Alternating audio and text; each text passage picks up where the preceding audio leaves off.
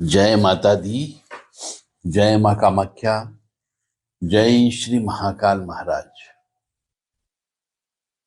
कामाख्य वरदे देवी नीलभर्त वासिनी तम देवी जगत माता योनि मुद्रे नमस्तुते।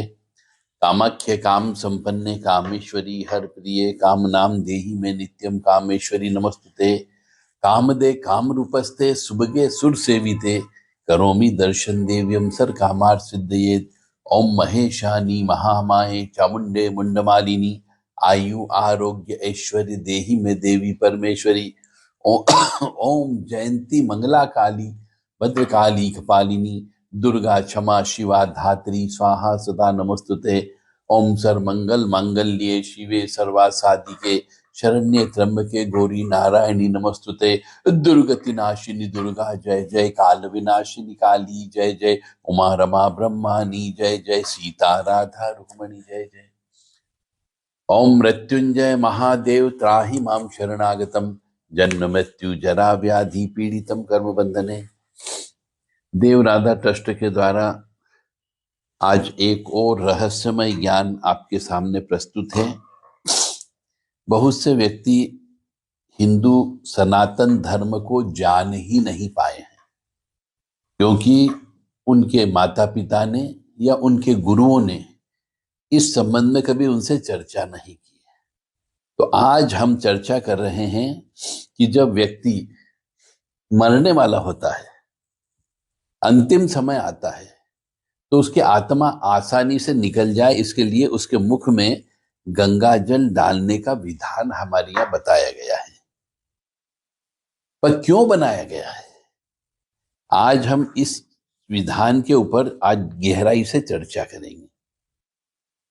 बहुत से व्यक्तियों की जान निकलती नहीं है, बहुत तड़पते हैं वो लोग, तो तुलसी पत्र मिला करके मुंह में गंगा जल डाल दिया जाता है, तो उसकी जान बड़ी आसानी से निकल जाती है। अब हम आज इतनी गहराई में जा रहे हैं इस रहस्य को समझने के लिए कि गंगा जल मुंह में क्यों डाला जाता है मरते समय। आत्मा जब शरीर छोड़ती है तो मनुष्य को पहले पता चल जाता है। अक्सर क्यों पता लग जाता है कि वो स्वयं भी हथियार डाल देता है,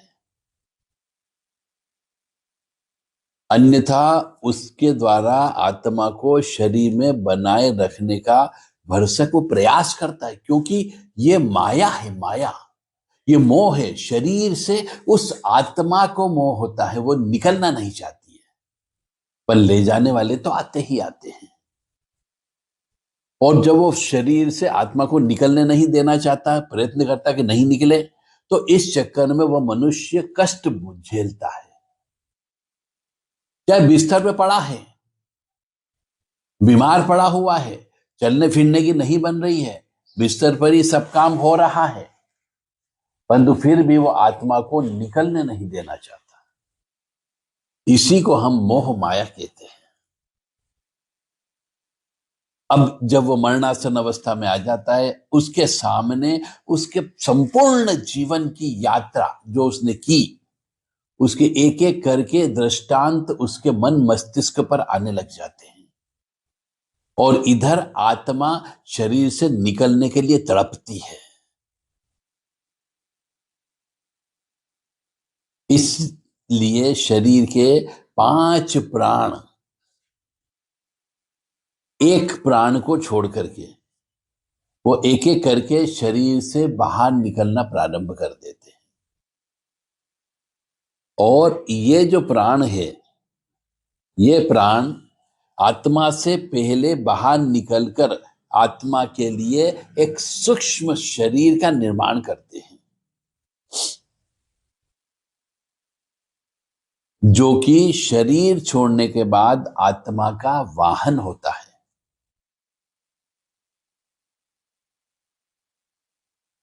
धनंजय जो है वह प्राण पर सवार होकर आत्मा शरीर से निकलकर इसी सूक्ष्म शरीर में प्रवेश कर जाती है। यानी आत्मा शरीर में ही होती है, और दूसरे प्राण धीरे धीरे शरीर से बाहर निकल रहे होते हैं और यह व्यक्ति को पता चल जाता है।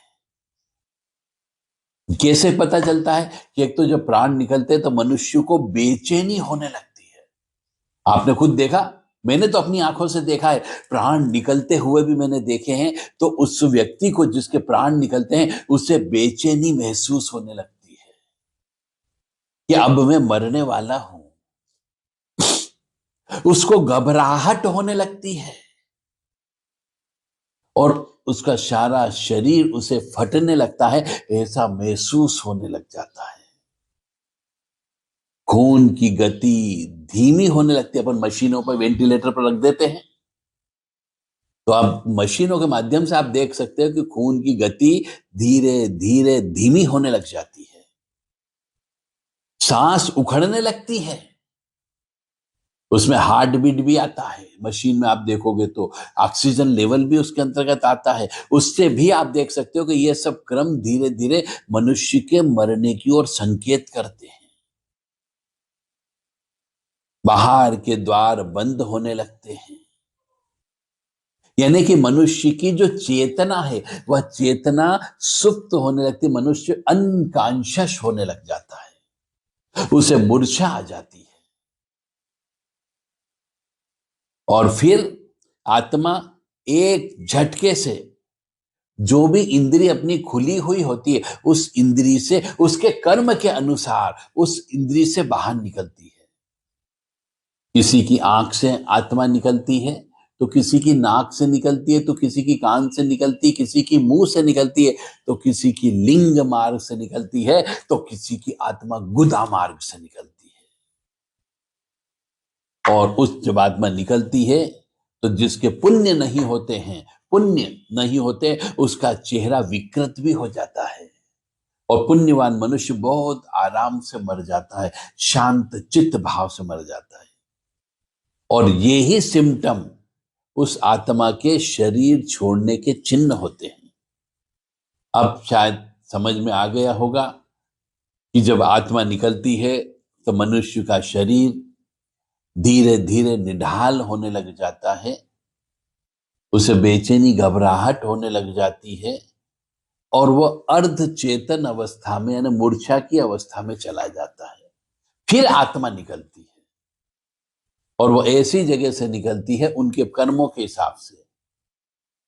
यदि कोई पापी मनुष्य होगा तो गुदा मार्ग से आत्मा निकलती है, कोई और कम पापी होगा तो लिंग मार्ग से आत्मा निकलती है। इससे ऐसी आत्मा जो इन जगह से निकलती है वह दुरात्मा कहलाती है। अब पुराने जमाने की हम बात करें कि पुराने जमाने में पहले घर के आसपास कुत्ते बिल्ली रोने की आवाज आती है। आजकल तो कुत्ते बिल्ली रोते ही नहीं, क्योंकि पकड़ते ही नहीं है, उनको पालते ही नहीं है, घर से भगा देते हैं। पहले तो घूमती रहती थी। तो पुराने जमाने की बात करें तो घर के आसपास कुत्ते बिल्ली रोने की आवाज आती थी, ये तो आपने भी सुना है। और इन दोनों की आंखों में एक स्पेशल किस्म की तीसरा सेंस, थर्ड आइस, इनकी बहुत ज्यादा तेज गति से काम करता है। तो जिससे ये रात के अंधेरे में तो क्या, दिन में भी सूक्ष्म शरीर धारी बहुत सी आत्माओं को देख लेते हैं। यानी प्रेत आत्माओं को, चुड़ैल को, यमदूतों को, इनको वो देख लेते हैं। और जब किसी, कई बार तो ऐसा भी होता है कि परिवार के ही जो अदृश्य आत्माएं होती है, कुल की आत्मा होती है, पितृ देवता होते हैं, वही उस व्यक्ति को लेने के लिए आते हैं, यदि पुण्यवान मनुष्य हुआ तो जब किसी व्यक्ति की आत्मा शरीर छोड़ने के लिए तैयार हो जाती है तो उसके अपने सगे संबंधी जो मृत आत्माओं के तौर पर होते हैं वह उनसे लेने आते हैं और व्यक्ति उन्हें यमदूत समझता है।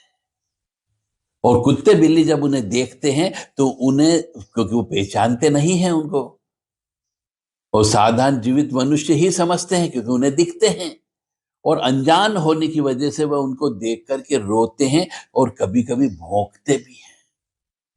तो यह था कि कुत्ते बिल्ली जो रोते हैं क्यों हैं और कुत्ते भौंकते क्यों हैं, उसके पीछे का रहस्य मैंने आपको बता दिया कि कुत्ते बिल्ली दोनों के ऊपर एक एक थर्ड आइस होती है, तीसरी आंख होती है, जिसको थर्ड सेंस भी हम बोल सकते हैं, सिक्स सेंस भी बोल सकते हैं। और उन्हें दिखता है, ये प्रेत आत्माएं दिखती है, जिन जिन्नात लोग दिखते हैं, भैरव जी दिखते हैं, और पितरों की आत्माएं भी नजर आती है। जब वो देखते हैं इस प्रकार की आत्माओं को तो वो रोने लगते हैं। और कुत्ते बिल्ली का रोना अच्छा नहीं माना जाता, इसीलिए कुत्ते बिल्ली का रोना अपशकुन कहलाता है।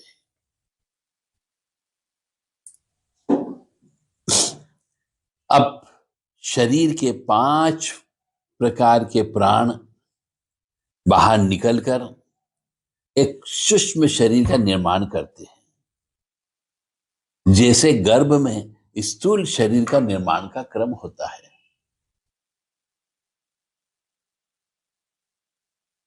और जैसे सूक्ष्म शरीर तैयार हो जाता है, वैसे ही धनंजय प्राण जो है उस सूक्ष्म शरीर में प्रवेश कर जाता है।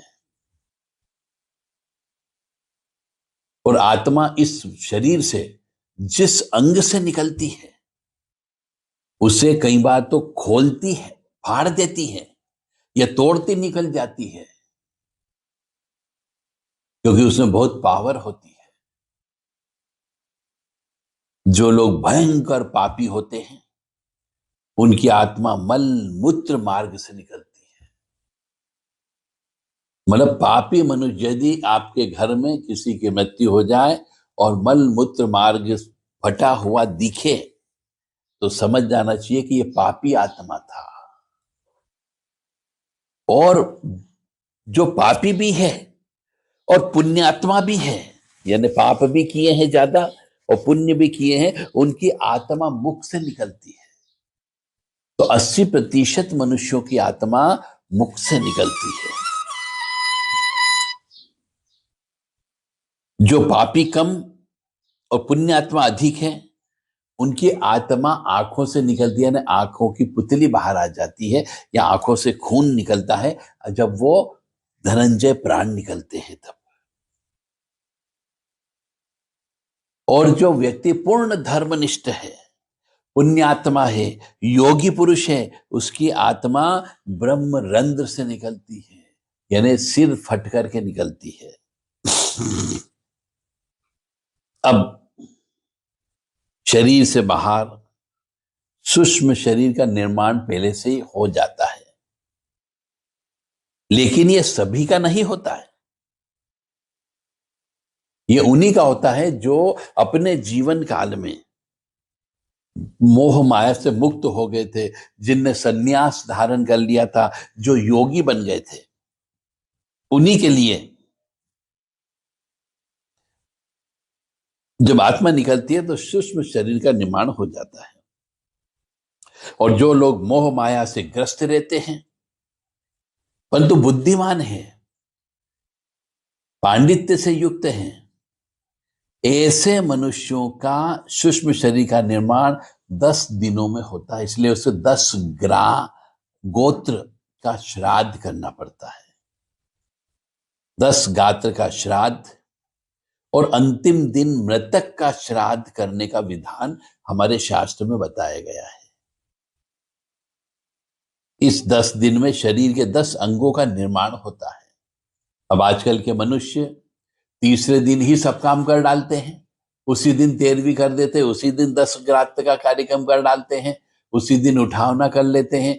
तो ये पूर्णतः गलत है, सनातन धर्म के विरोध में है। और ये यदि आप सनातन धर्म के विरोध वाला कार्य करोगे तो आपके और आपके परिवार के जीवन का सत्यानाश होना ही होना है। क्योंकि जो चीज ईश्वर के द्वारा बनाई गई है तर्क वितर्क कुतर्क के माध्यम से, ये उस नियम का पालन अवश्य करना चाहिए। हजारों सालों से चले आ रहा है कि 10 गात्र का श्राद्ध करना चाहिए और अंतिम दिन मृतक का श्राद्ध करने का विधान है। तो 10 दिन इसलिए माना गया है कि 10 अंगों का निर्माण होता है और आत्मा को सूक्ष्म शरीर मिल जाए। तीसरे दिन सूक्ष्म शरीर नहीं मिलता है। और जब तक 10 गात्र का श्राद्ध पूर्ण नहीं होता सूक्ष्म शरीर तैयार नहीं हो जाता, इसीलिए बहुत सी आत्माएं भटकती है। क्योंकि तीसरे दिन ही आपने सब कुछ कर लिया, क्योंकि आपके पास समय नहीं है।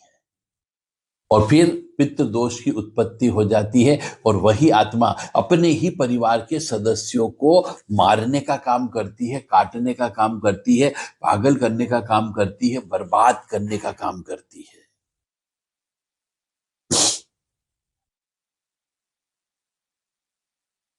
अब 10 गात्र का श्राद्ध पूर्ण नहीं होता है तो सूक्ष्म शरीर तैयार नहीं होता है, आत्मा प्रेत शरीर में निवास करने लग जाती है। अगर किसी कारणवश ऐसा नहीं हो पाता है तो आत्मा प्रेत योनि में भटकती है।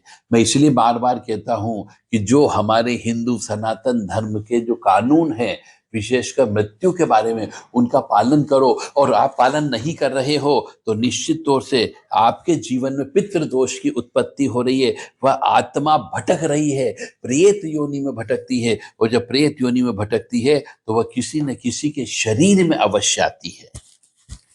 अब किसी न किसी के शरीर में आने लग जाएगी तो वह निश्चित तौर से बंधन में हो सकती है, किसी की गुलामी करना पड़ सकती है, या फिर घर परिवार के ही किसी सदस्य को परेशान करना चालू कर देती है, बर्बाद करना चालू कर देती है, पागल बना देती है, और यहां तक कि वह आत्महत्या तक करवा देती है। एक और बात, यहां विशेष बात करेंगे हम। आत्मा जब शरीर को छोड़ती है उस समय व्यक्ति को पानी की बहुत प्यास लगती है। यह भी प्रैक्टिकल देखा है मैंने, अपने सामने कई व्यक्तियों के प्राण निकलते हुए देखे हैं। तो वो शरीर छोड़ते समय व्यक्ति को पानी की प्यास बहुत लगती है। अब शरीर से प्राण निकलते समय कंठ सूखने लगता है, इसका अर्थ यह हुआ हृदय सूखता जाता है और नाभि जलने लगती है, लेकिन कंठ अवरुद्ध हो जाता तो सही तरीके से बात नहीं कर पाते, पानी की वजह से सूखता जाता है, पानी नहीं मिलने की वजह से। तो इसलिए कहते हैं मरणासन व्यक्ति सही बोल नहीं पाता है, वह इशारे से बात करने लगता है, तो समझ जाओ उसका समय आ गया है। तो कंठ अवरुद्ध होने से पानी पिया नहीं जाता है। ऐसी स्थिति में आत्मा शरीर को छोड़ देती है और और प्यास अधूरी रह जाती है। इसीलिए अंतिम समय में मुख में गंगा जल डालने का विधान बनाया गया है। अब शायद आपको इस रहस्य का पर्दा खुल गया होगा कि व्यक्ति को मरते समय, मरणासन्न अवस्था में उसके मुख में गंगा जल क्यों डाला जाता है।